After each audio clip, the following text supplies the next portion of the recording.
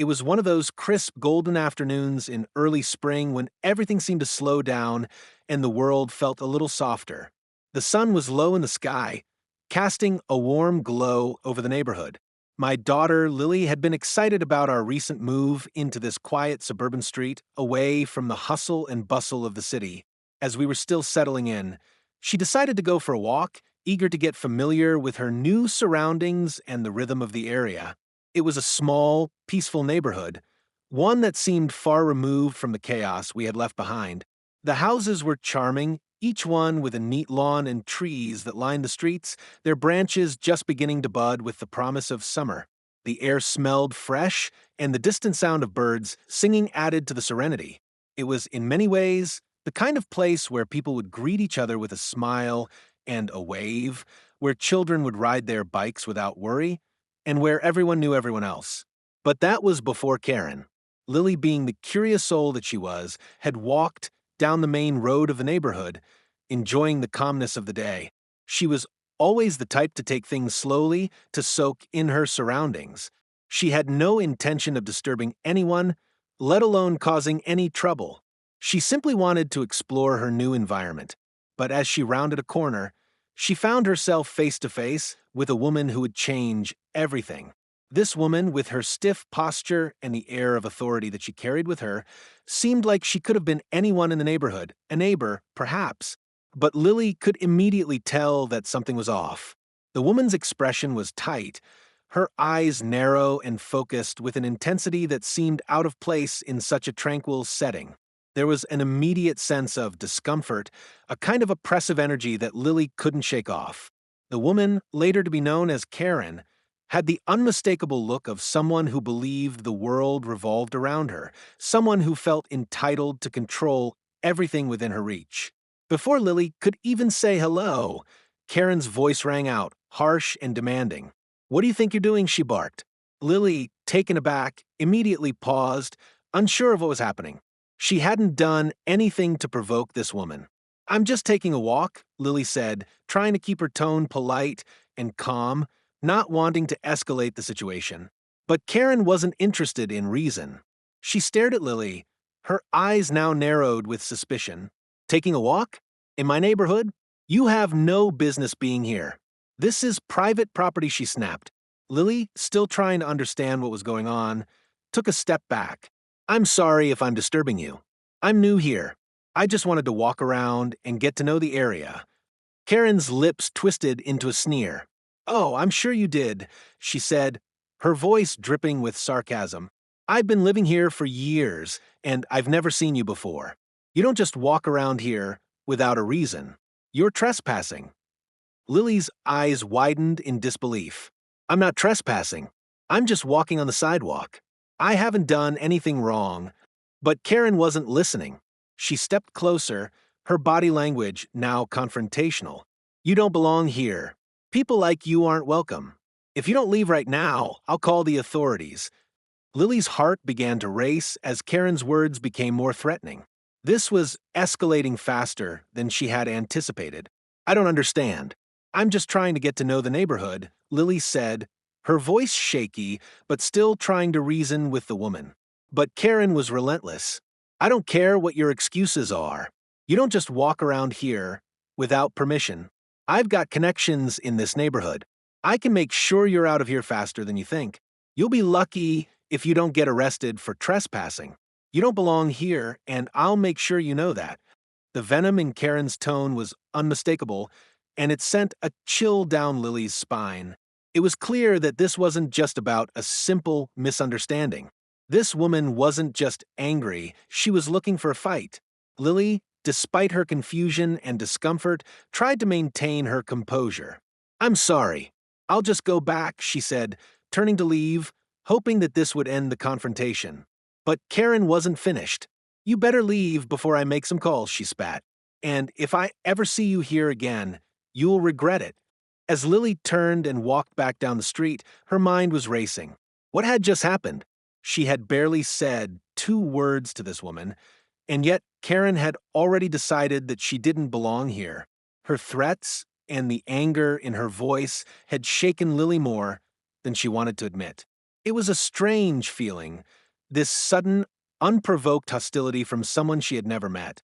But little did Lily know, this encounter was just the beginning of a series of events that would unfold in the days to come.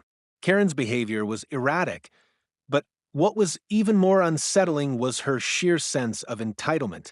It was as though the woman believed she had the power to control everything and everyone around her. Lily couldn't help but feel that she had crossed some invisible line, one that she had no idea even existed.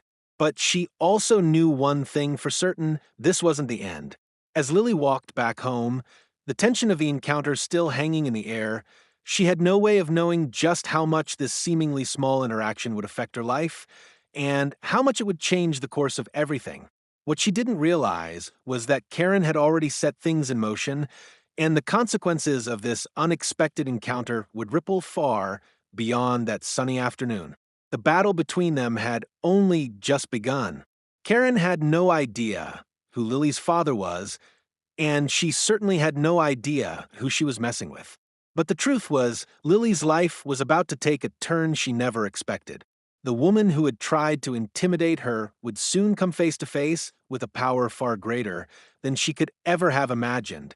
It had only been a few days since that uncomfortable encounter with Karen, but in that short time, things had spiraled out of control.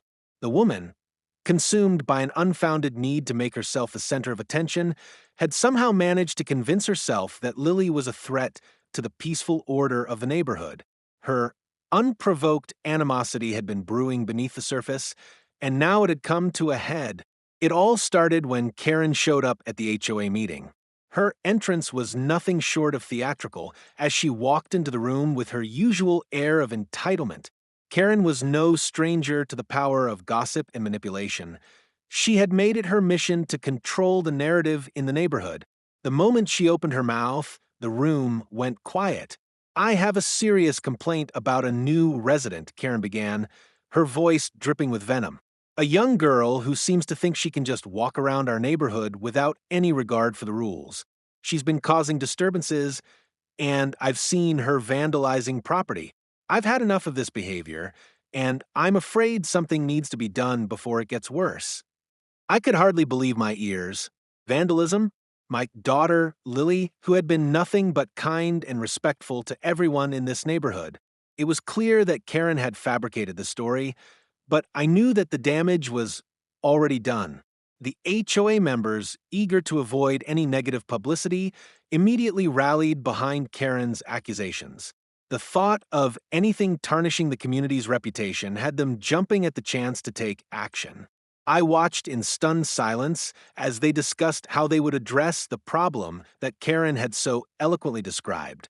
They had already decided that Lily's actions needed to be dealt with severely, even though they had no evidence to support Karen's claims.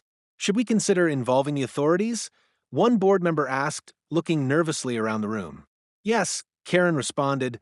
"We need to make sure this stops before it escalates. I'm worried that if we don't take action, this girl will feel emboldened and begin causing more harm." As the meeting continued, I felt a cold dread settle in the pit of my stomach.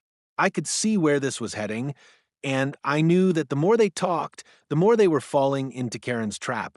They were allowing themselves to be swept away by her manipulations.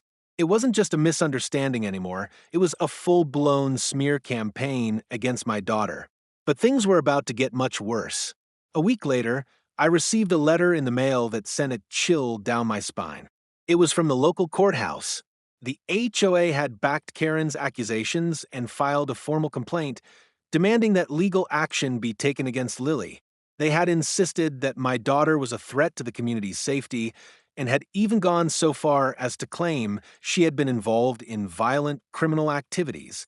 My daughter, my sweet, innocent Lily, was being painted as some sort of delinquent, and the legal system was about to be weaponized against her. That was when everything truly spiraled into chaos. Karen wasn't content to just have her way in the neighborhood. She was determined to drag us through the mud in the courts as well. The courtroom became the next battleground, a place where truth had no bearing on the proceedings. As I walked into the courthouse, I could feel the tension in the air. The moment I entered the room, I saw Karen's smug expression as she took her seat. She was enjoying every second of this. This was her moment of glory, the culmination of her relentless vendetta. And then it happened. Karen took the stand, and the room fell into a hushed silence. With a confident, almost theatrical tone, she began to recount the story she had fabricated, each word more outrageous than the last. This young girl has been causing havoc in our neighborhood, she claimed. She's been vandalizing property, harassing residents, and disturbing the peace. She doesn't belong here, and if we don't act now, she could cause irreparable damage. She needs to be punished severely. She deserves nothing less than the electric chair.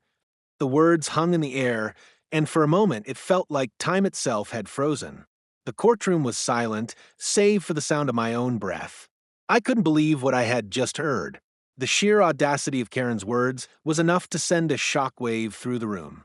She was not just demanding that my daughter be punished, she was demanding that my innocent child be sentenced to death. My stomach churned with anger, but I kept my composure. Lily sat beside me, her eyes wide with shock, her face pale. She couldn't understand how someone could be so cruel, so determined to destroy her life without cause. I could feel her trembling beside me, and I wanted nothing more than to protect her from this madness. But as much as I wanted to shield her from the cruelty of this situation, I knew that the only way forward was through the truth. I stood up slowly, feeling every pair of eyes in the room turned toward me. I had kept my identity hidden up until that point, but I knew that it was time to reveal who I truly was. The weight of my role in the justice system was now something I had to bear in order to defend my daughter. Your Honor, I said, my voice steady but laced with a sense of authority, I am not just a concerned father. I am a federal judge, and I will not stand by while this baseless and malicious accusation is allowed to tarnish the reputation of my daughter. The room gasped. Karen's smug smile faltered for a split second, and I could see the shock spread across her face. She hadn't expected this. She hadn't expected to be up against someone who understood the law as well as I did. I demand that this case be thrown out immediately, I continued. There is no evidence to support Karen's claims, and what she is doing is nothing short of character assassination. My daughter has done nothing wrong, and yet she's been dragged through this court based on lies and malicious intent.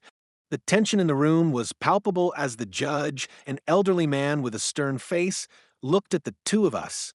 Karen's lawyer tried to interject, but I was on a roll now, and nothing was going to stop me from defending my family.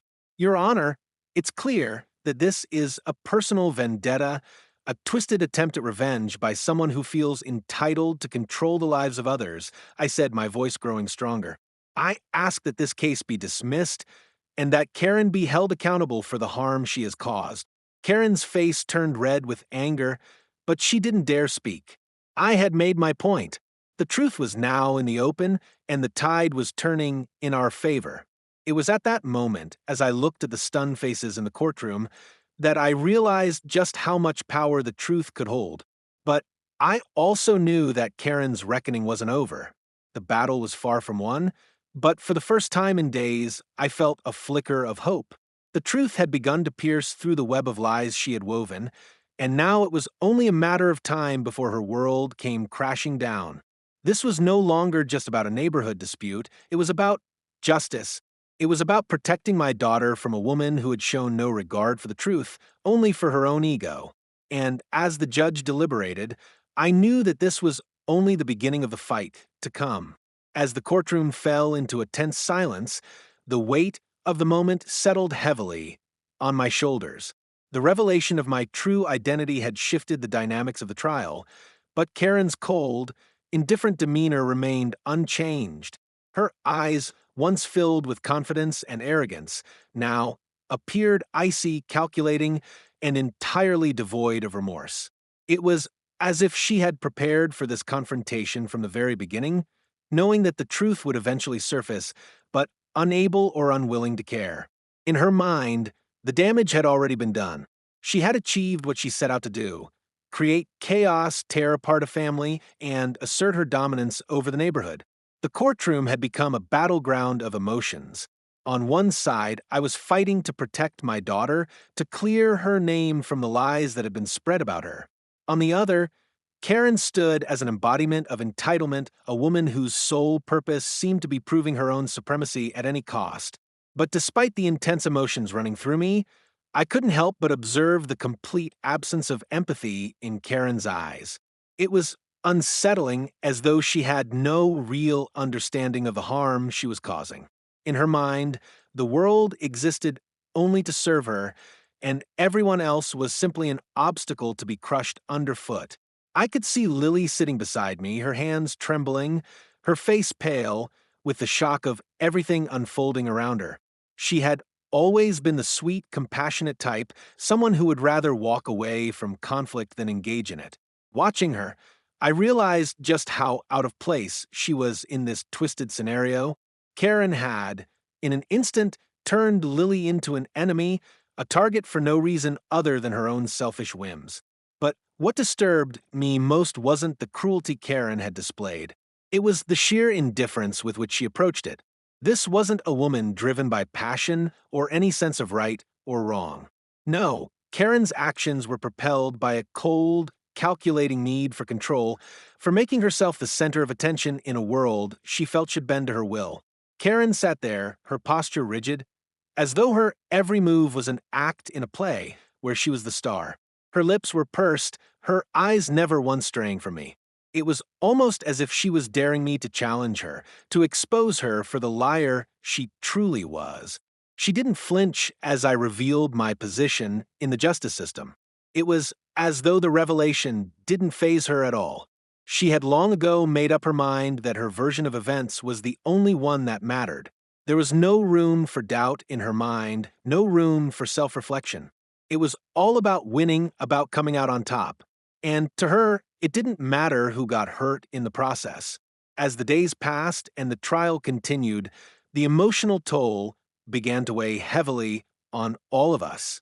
Every word from Karen was like a punch to the gut. The fabricated stories about Lily's so-called misdeeds seemed to grow more elaborate with each passing day. The evidence she presented was flimsy at best, but it didn't matter. Karen had an audience, and that audience was hungry for drama. It was a game to her, one she had been playing for far too long. She knew how to manipulate people, how to twist their perceptions, and how to turn an innocent person into a villain with nothing more than a few well-placed lies. And now, it seemed she had set her sights on my family. But it wasn't just Karen's lies that bothered me. It was her complete lack of accountability. Even in the face of the truth, she refused to acknowledge her wrongdoing. When I presented the evidence that showed Karen had not only fabricated the allegations, but had also deliberately manipulated the HOA to file charges against my daughter, she didn't even flinch. It was as if the reality of her actions didn't even register. She wasn't concerned about the consequences of her behavior, nor was she interested in the impact her lies were having on an innocent person's life. No, Karen's only concern was herself, her image, her reputation, her ability to maintain control over the narrative. Lily, on the other hand, sat quietly, trying to process the madness that had overtaken her life. She was the victim here, but Karen had somehow managed to make herself out to be the wrong party. It was a sickening manipulation of the truth, and it was hard for Lily to accept. But despite everything, I could see a spark of resilience in her eyes. She wasn't the same person who had walked into that courtroom days ago, shaken and unsure of what was happening. No, Lily was beginning to understand that sometimes the world is unjust, but that didn't mean she had to accept it. She had a voice, and she would use it. She wouldn't let this woman's cruelty define her. The contrast between Karen and Lily was stark. Where Karen was cold, calculating, and indifferent, Lily was compassionate, thoughtful, and kind-hearted. Where Karen saw people as pawns in a game of manipulation, Lily saw them as individuals worthy of respect. And yet, it was Lily who was being punished, being dragged through the mud by a woman who had no regard for the truth. As the trial wore on, I became more determined than ever to fight for my daughter. The courtroom was no longer just a place of legal proceedings, it had become a war zone, a place where the stakes were incredibly high. But with every lie Karen told, with every baseless accusation she made, I could feel my resolve growing stronger. This wasn't just about defending my daughter anymore. It was about standing up to a person who had no regard for justice, no understanding of the harm they were causing. It was about making sure that the truth would win, no matter how much Karen tried to manipulate the situation. The judge, too, seemed to sense the growing tension in the room. His expression had shifted from one of neutrality to something more serious, more alert. He had witnessed enough trials to know when something wasn't adding up. And as Karen's lies continued to unravel, I could see his patience wearing thin. But still, Karen remained unshaken. She continued to present her case with all the confidence of a person who thought they were untouchable. But as much as Karen had tried to control the narrative, the truth was starting to seep through the cracks. The more she spoke, the more she revealed herself for who she truly was, a person who had no respect for others, who was willing to destroy lives for her own selfish gain. And the more she spoke, the more people began to see through her facade. But despite the mounting evidence, despite the fact that Karen's lies were beginning to crumble, I couldn't shake the feeling that she would never accept responsibility for her actions. In her mind, she had already won, and that I realized was the true face of indifference. It wasn't just that she didn't care about the harm she caused, it was that she couldn't even fathom the idea that she might be wrong. That in itself was the most dangerous part of all. Lily and I sat in that courtroom, bracing ourselves for what would come next. I could feel the weight of everything on my shoulders, but I also knew that I had to keep pushing forward. The truth had to come to light. Karen couldn't be allowed to win. Not this time. The tension in the courtroom had reached its boiling point. The fight for Lily's innocence was no longer just a matter of clearing her name.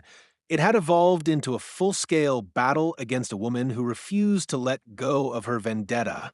Karen's lies had set the stage for a brutal showdown, one that had taken on a life of its own. Every word that came out of her mouth now felt like a direct attack on my family, and it seemed that no amount of truth would be enough to undo the damage she had caused. But there was one thing that Karen had underestimated: the power of the law and the unwavering commitment I had to ensuring justice prevailed. As the trial continued, I found myself steeling myself for the fight that lay ahead. This wasn't just about my daughter's future. It was about sending a message that the truth would always triumph over malicious manipulation, no matter how much power someone thought they had. When Karen had finished presenting her case, her smug smile still firmly planted on her face, I stood up determined to fight back. My heart was pounding in my chest as I approached the podium, my thoughts focused solely on Lily and what she had endured. It was time to bring the truth to light, and I wasn't going to let Karen's cruelty go unanswered. Your Honor, I began, my voice steady despite the storm of emotions raging inside me. I stand before you not just as a father, but as someone who knows the law and understands the weight of these proceedings. The accusations brought against my daughter are baseless and entirely without merit. What we are witnessing here is not a quest for justice. It is a personal vendetta driven by spite and falsehoods. The room was silent as I continued. I could feel the eyes of the jury and the spectators on me, waiting for what I would say next. I was no longer just an ordinary parent trying to protect his child. I was a federal judge, and I had every intention of using my knowledge and authority to make sure that justice was served. The evidence against my daughter is non-existent. I continued, my voice growing more forceful. Karen has made a series of outrageous claims, all of which have been proven false. And yet we find ourselves in this courtroom because she has chosen to manipulate the situation, to use her influence to create a narrative that suits her personal agenda. This is not about justice. This is about power. As I spoke, I could see Karen's expression falter, her previously unshakable confidence beginning to crack. The realization that her web of lies was beginning to unravel was finally starting to sink in. She had assumed that she could control the narrative, but I was taking the reins now. I wasn't going to let her win. Not after everything she had done. The judge, who had been listening intently, leaned forward slightly. "Mr. Mogul," he said, his voice calm but firm, "you've made some strong statements here. Do you have any evidence to back up your claims?" I nodded, feeling a surge of determination. "Absolutely, Your Honor," I said, reaching into my briefcase. "I have here the records from the HOA meetings where Karen's complaints were first brought to light. These documents clearly show that Karen's accusations were not only unfounded, but were based on a personal agenda to vilify my daughter. There is no evidence of any criminal activity, no evidence of property damage, and no evidence that Lily ever caused any harm to anyone." I handed the documents to the judge, who carefully examined them before passing them along to the jury. The room fell into a tense silence as the judge continued to review the paperwork, the weight of the moment settling over everyone present. For the first time, it felt like the tide was turning in our favor. But Karen wasn't done yet. She had spent years manipulating people, and she wasn't about to give up now. She stood up from her seat, her eyes blazing with anger. "This is a complete fabrication," she shouted, her voice shaking with fury. "I know what I saw. I know what I experienced. This man is lying to you all. He's using his position to protect his daughter, and none of you should fall for it. She's a troublemaker, and she needs to be held accountable." Her words were desperate, and the venom in her tone was palpable. But even as she shouted, I could see the cracks in her facade. The jury, who had been silent up until now, exchanged wary glances. They were beginning to see through her lies, and I could feel the momentum shifting in our direction. "Your Honor," I said, my voice cutting through the chaos, Karen's outbursts only further illustrate the nature of her character. "She is not here seeking justice. She is here to destroy a family based on her own personal biases and grudges. I ask that you dismiss her claims and end this trial here and now." The judge didn't respond immediately. He sat back in his chair, his hands folded, and took a long moment to consider everything that had been said. The room was filled with a tense stillness, and it felt like the air was thick with anticipation. I could feel the weight of the situation bearing down on me, but I remained focused. This was it, the moment that would determine everything. Finally, after what felt like an eternity, the judge spoke. "I have heard enough," he said, his voice low but decisive. "The evidence presented here today clearly shows that the accusations against the defendant are baseless. There is no credible evidence to support the claims made by the complainant, and it is evident that this case has been nothing more than an attempt to cause harm." Karen's face turned a shade of crimson as the judge's words sank in. She opened her mouth to protest, but the judge silenced her with a sharp glance. "Miss Karen," the judge continued, "I have no choice but to dismiss this case. You are hereby admonished for wasting this court's time and for attempting to defame an innocent individual based on falsehoods. I advise you to reconsider your actions moving forward." The words were like a hammer coming down, and for a moment, everything seemed to freeze. I could hardly believe it. The trial was over. My daughter's name had been cleared. As the judge banged his gavel, declaring the case dismissed, I turned to Lily. Her eyes were wide, and she looked as though she had just woken from a nightmare. But then she saw me, and a small, tentative smile began to form on her lips. We had won. Karen had failed. But I knew this wasn't the end. As much as Karen had been defeated in court, the damage she had caused was not easily erased. And though this victory was sweet, it was only one step in a much longer journey, one that we would face together. But for now, I allowed myself a moment of peace, knowing that justice had been served. And as we walked out of the courtroom, I felt a new sense of strength and resolve. No one would ever threaten my family again. Not while I was still standing. The aftermath of the trial was surreal, like a fog lifting from my mind after weeks of tension. The weight of the courtroom battle was still fresh, but for the first time in what felt like an eternity, I could breathe a little easier. Lily and I walked out of the courthouse, the cool air hitting our faces as we stepped into the sunlight. We had won, But the fight was far from over. As much as the victory was sweet, it was the realization that Karen's schemes had only begun to unravel that was the most satisfying. In the days that followed, the fallout from the trials spread like wildfire through the neighborhood. People who had once rallied behind Karen, mesmerized by her lies and her manipulations, began to take notice. The cracks in her facade had grown too large to ignore. Karen's carefully crafted reputation, built on a foundation of falsehoods, had crumbled in the face of the truth. It was one thing to fabricate a story and manipulate a group of people into believing it. It was another entirely to stand in the face of undeniable evidence and refuse to accept responsibility for your actions.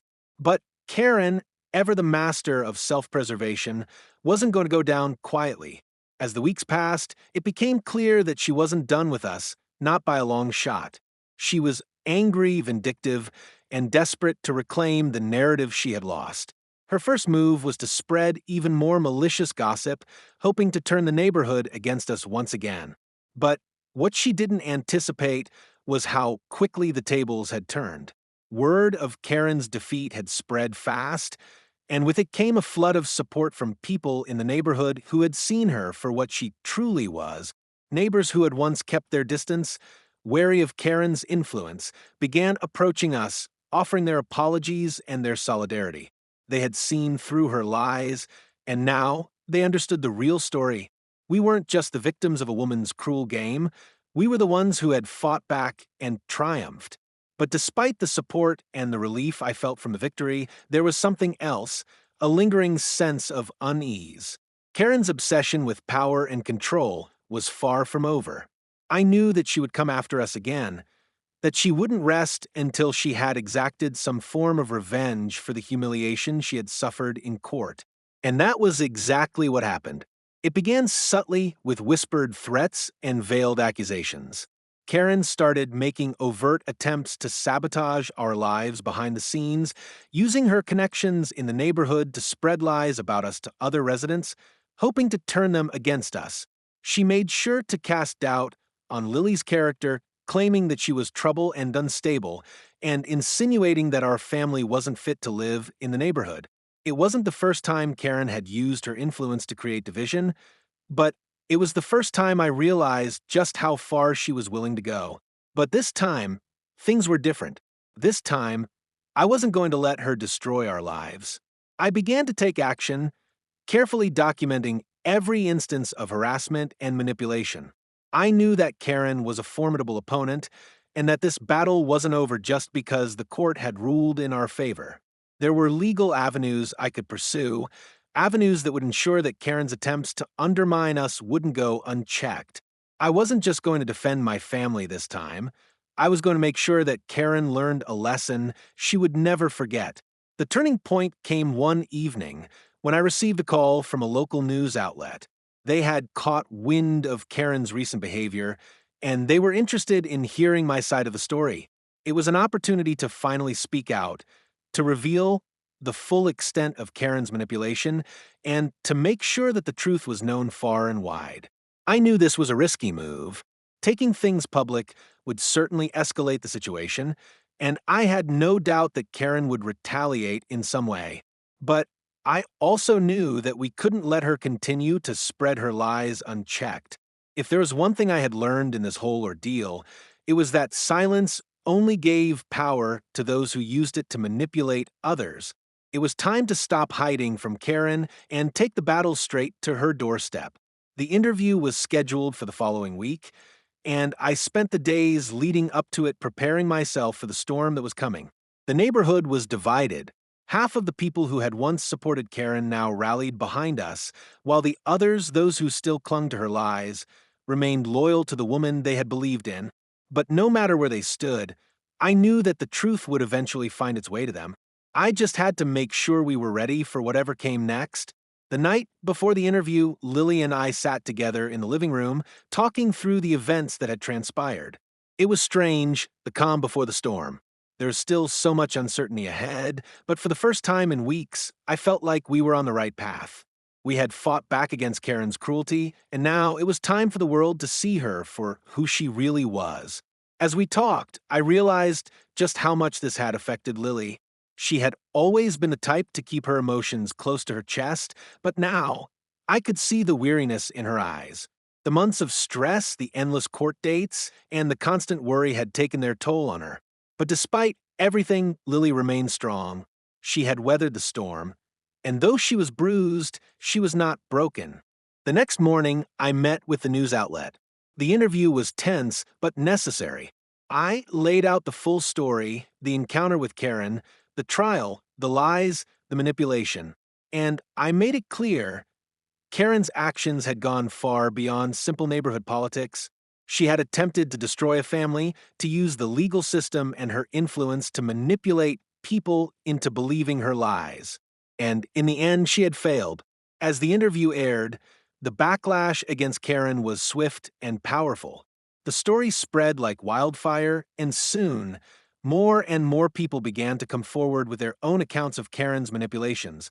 The pressure on her grew, and it wasn't long before the full extent of her behavior was exposed to the community.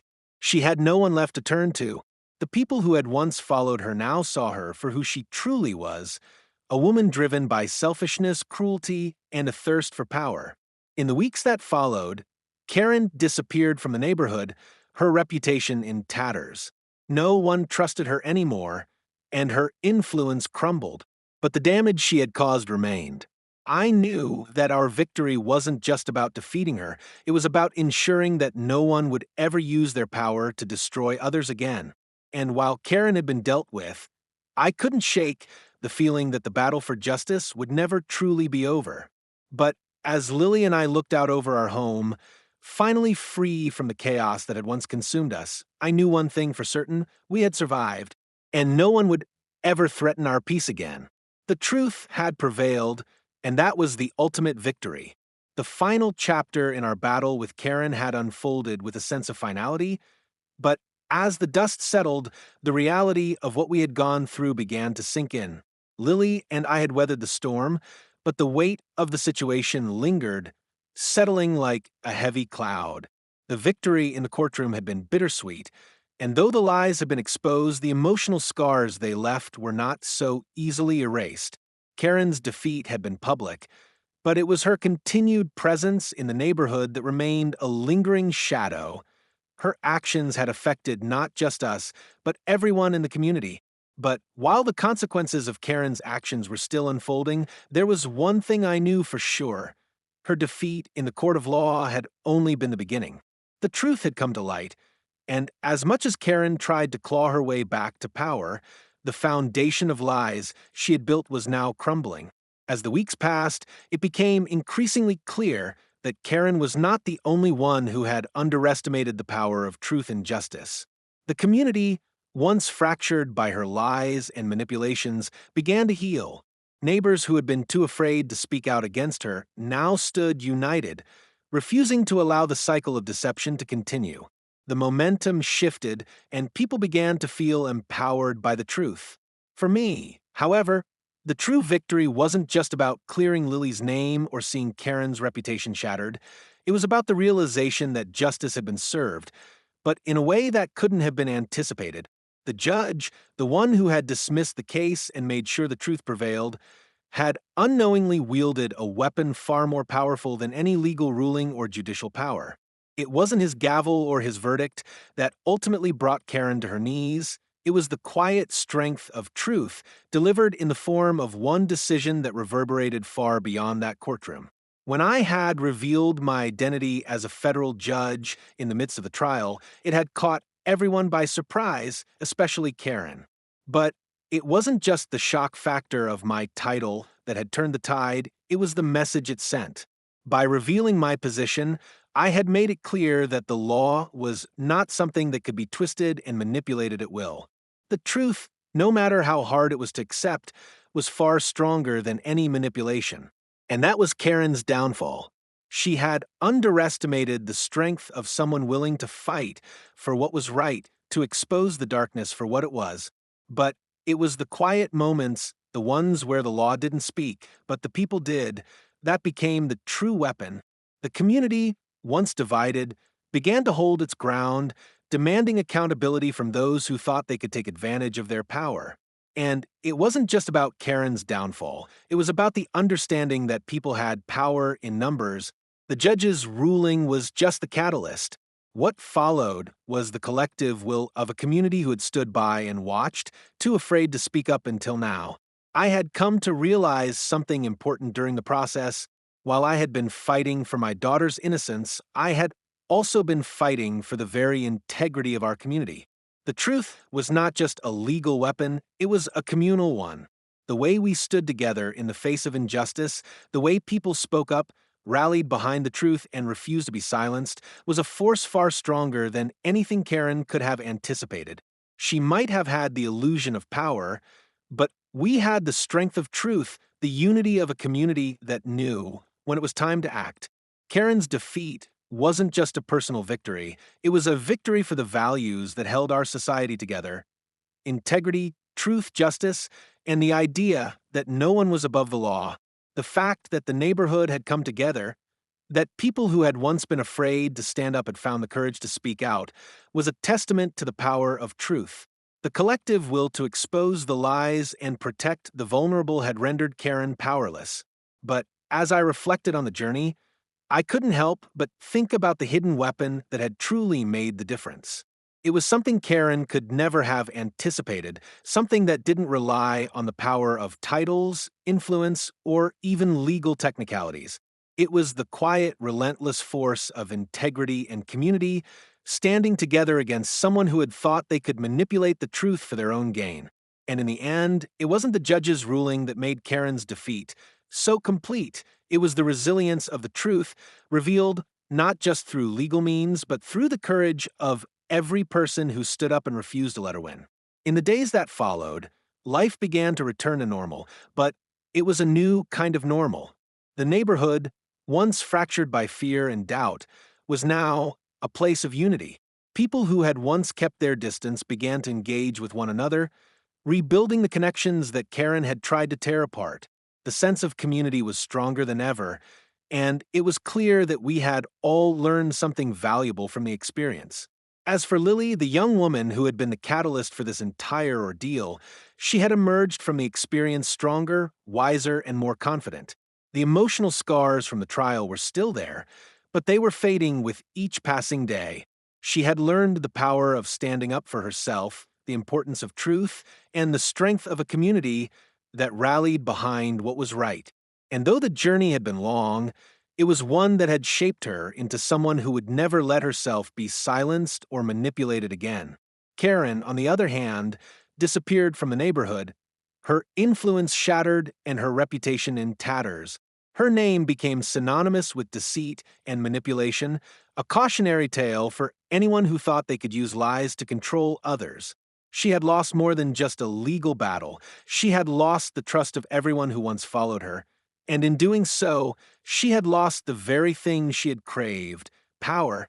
Looking back on the entire experience, I couldn't help but feel a sense of pride in the way we had handled the situation. It wasn't just about winning a legal battle. It was about standing firm in the face of injustice, about fighting not just for one person's innocence, but for the integrity of an entire community. The hidden weapon in this entire ordeal wasn't my position as a judge, or even the legal system itself. It was the unshakable belief in the power of truth and the willingness to fight for it, no matter the cost. That ultimately was what had led to Karen's downfall and what had restored the peace and integrity of our lives. And as Lily and I stood together, finally free from the chaos that had once engulfed us, I knew that we had emerged stronger, not just as a family, but as part of a community that had learned the true value of standing up for what's right. If you've been captivated by the twists and turns of this incredible journey, don't miss out on more thrilling stories like this. Subscribe to the HOA Stories and stay tuned for more shocking revelations, powerful battles, and inspiring victories. Join us as we continue to uncover the truth behind every story, where justice is always served and no one can escape the consequences of their actions. Don't forget to hit the notification bell so you never miss an episode.